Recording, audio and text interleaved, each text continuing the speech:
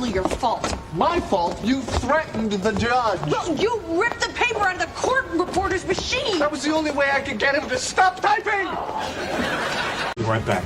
Yeah, right. sure. All right.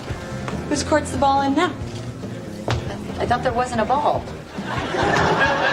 Come on. He's glad that I came. He doesn't want me to go anywhere. Tomorrow night it is then. I should be out of court by 6. They keep throwing these sexual harassment cases at me, and I keep knocking them out of the park.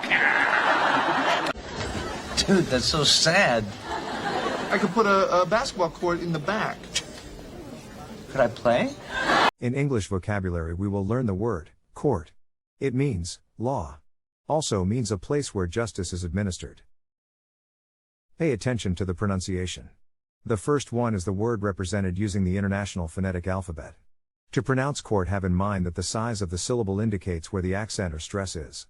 In this case, the accent is in the first syllable, corresponding to court. Below are other ways to pronounce it.